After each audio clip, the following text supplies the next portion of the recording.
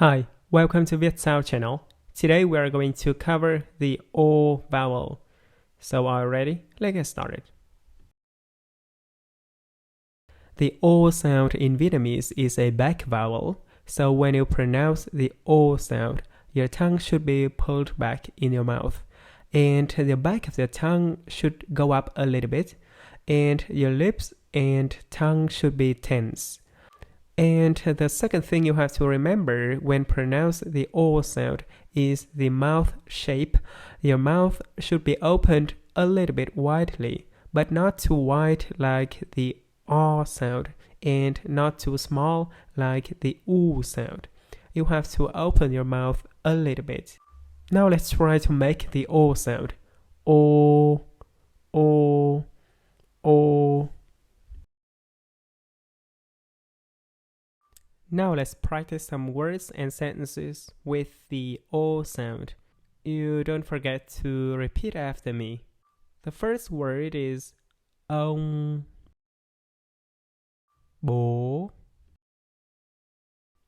tôi, rồng,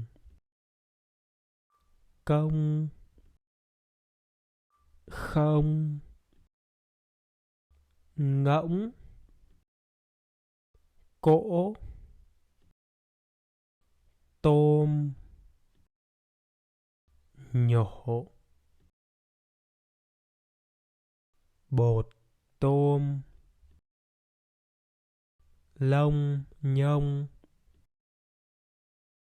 bối rối, mồ côi, công nông,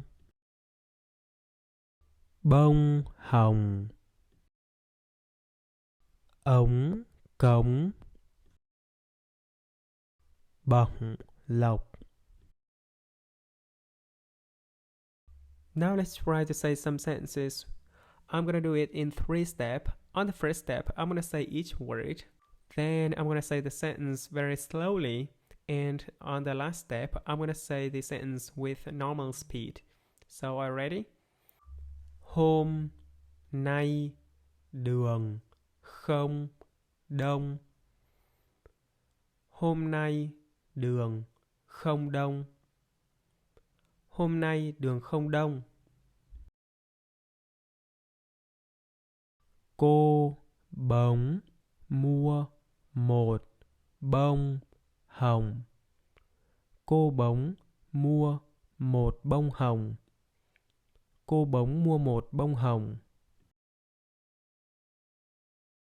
Okay, you've done very well. If you want to bring a smile into my face or support my effort, donate me by the link in the description. Or if you want to download textbooks, get the link in the description. Thank you for watching.